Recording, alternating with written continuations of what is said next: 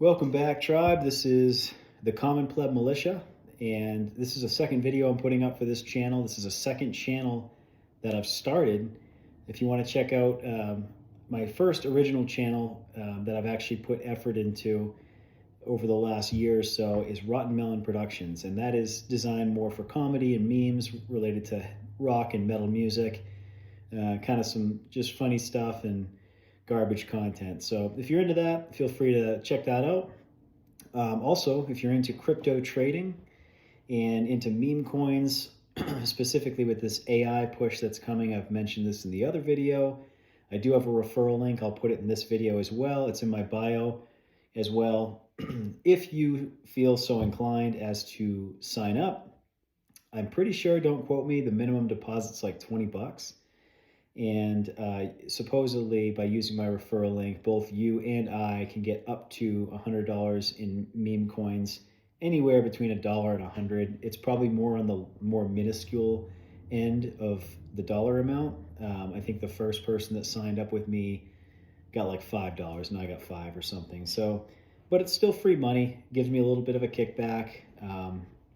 So that is something that if you're into meme coins and the AI meme coins and the opportunity coming up with 2025 and beyond relative to AI, click the link below in the comments and you can just throw 20 in if you're interested.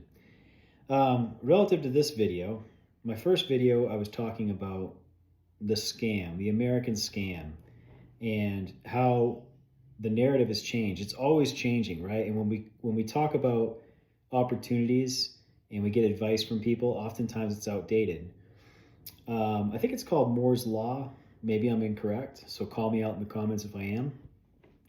But there was a law that some philosopher dude came out with, and Luke Belmar was talking about this in one of his videos, that the rate at which technology advances is compounded, right? So like every year or every 5 years, technology can, increase its rate at advancement, and also the cost to do so becomes cheaper. So when we look at this in terms of opportunities in the AI, which is artificial intelligence space, if you're unaware of that, I don't think a lot of people have fully grasped the opportunity. When at a first glance, when you think of like AI, right, you would think of ChatGPT, something where it's like, hey, write me a summary blog. Or I used a AI software where I could literally take a link from CNBC or some news outlet, some major media news outlet, put it on this app, and tell it to create a video format for me, summarizing it, and I can tell it to summarize it anywhere from 60 seconds up to 5 minutes. And then you can dictate, do you want captions in it? Do you want headers? Do you want, what type of artwork and sound effects do you want in the background, right? It can be more cinematic, more realistic. And, there's some room for advancement on that app. I mean, there's a couple kinks. It's like you see the AI videos where people have like 17 fingers on one hand and they look kind of creepy. And, so there's still some room for advancement, but eventually those things will get worked out. The kinks will get worked out. And when I talk about the purpose of this channel, which is my mission on a short and midterm basis, as well as a long-term basis, is to create monetary opportunities that create either cash flow or equity for me, so that I can basically allocate that wealth to achieve time freedom.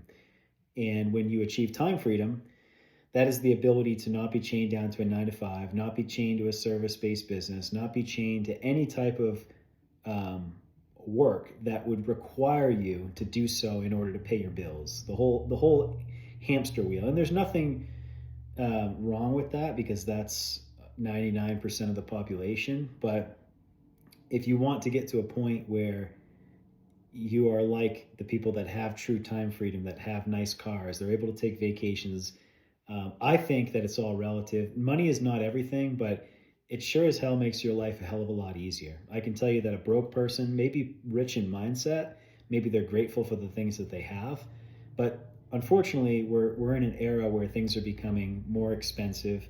and they can't stop printing money. And the simple fact is, if you're working for any 9 to 5, unless you get into a really good company and rise through those ranks quickly to get your skill sets and certifications up there, there's a high probability that as a lower middle class, middle class, or upper middle class person that derives their income and their money off of earned income, which is ironically one of the highest taxed forms of income, right? Then it's really hard to get ahead. Okay.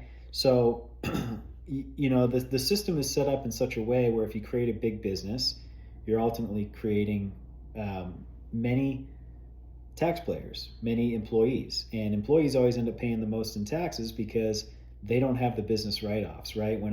I'm a painting business owner, and I can write off my mileage. When I drive to the paint store, when I go to estimates, I can write that off. I can write off somewhere between 30 to 33% of my mortgage every year because I utilize a certain square footage of my garage to spray out cabinet doors and drawers. I also utilize areas like this as an office space, which would be utilized to pump out proposals. A lot of that's done off my iPhone, so I'm kind of migrating through various places in the house. But my garage, about half of my garage or more than half, is dedicated for storage of paint, primers, supplies, equipment, and I have a little office space in there. So in the summertime when it's nice, I can work on marketing and sales and things like that. So the system is set up in such a way that big businesses will benefit because the government loves that. Because why? You're creating a bunch of tax slaves, debt slaves, people that pay almost a third of their paycheck to the federal and state government in hopes that they'll get some type of kickback, when the state and federal government's just taking your money and loaning it out and making interest off your money. The banks do the same thing, right? You want to be rich? Be the bank. And that's why we're seeing such a push with this DeFi, like decentralization, Bitcoin. Yes, I know supposedly the FBI and the government is getting their grimy hands involved in it, but the whole purpose behind the original movement on that was to be decentralized. Like, we as a working class American or citizen of any country, if you're not high up the totem pole in terms of finances and social status based on income and assets, then you're at the discretion of the economy, right? And so where I'm going with this is why I've been gravitating towards trying to find other opportunities. And the purpose for this channel, I want to talk more about the opportunities in investing and cryptocurrency and the opportunities in AI. Back to this compound growth thing, I'm going to give you an example of cryptocurrency, right? If you're in the crypto space, or you've heard of the meme coins, aka shit coins, you've heard of like Shiba Inu. A lot of these, like Dogecoin, right? It was considered a joke, but there's actual communities being built in that. And I think a lot of people at first, they looked at this as like a gamble and a joke, and most of them are. Like, one of the coins I'm pretty sure is called like degen, like degenerate coin, and they have like a fart coin and a piss coin. It's like anybody can create a cryptocurrency, right? But what it comes down to in terms of those that get a really high valuation, in terms of like equity valuation I should say market cap, right? Some of these are getting up to several $1 billion in market cap. The only difference is that they've sold their vision, or they've sold their coin, or the marketing is done in such a way where people are willing to put their money in there and gamble a bit with it. And just a side note, if you haven't traded or invested in meme coins and shit coins, it is highly volatile, way more than stable coins like Bitcoin. It's not unheard of for these coins to run up a couple thousand%, and then if you buy at peak, that could dump 60 to 90% in like a day or two. So they are all over the board, very unpredictable. So don't do something stupid like invest your entire life savings into this. And this is not financial advice. But the Moonshot, which I will have the referral link to below, is a platform to trade meme coins and Bitcoin on. And when we get back to this DeFi and this decentralized topic, the system is set up in such a way where if you were hoarding cash, I still know people to this day that have that mindset where they're hoarding cash. Like, I'm just going to save up for a house someday.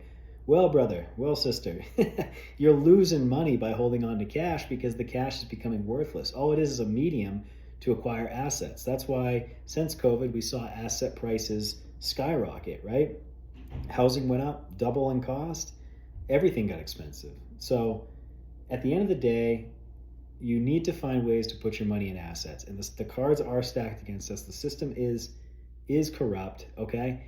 And the only way out is you need to leverage your time for money. How do you do that? Go back to starting businesses.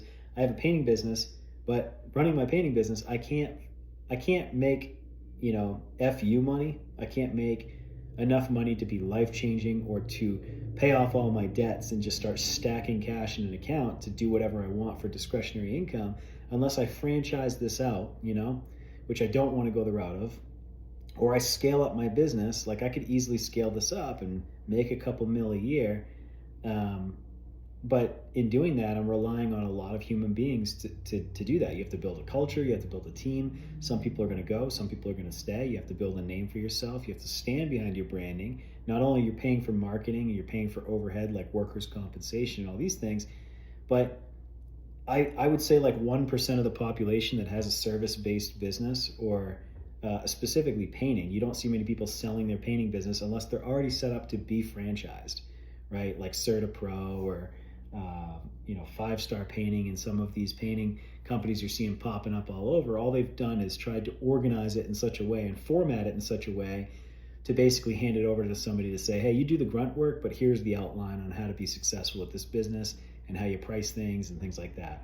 So it's not rocket science, but you have to ask yourself, is that what you want to do, right? Do you want to go that route?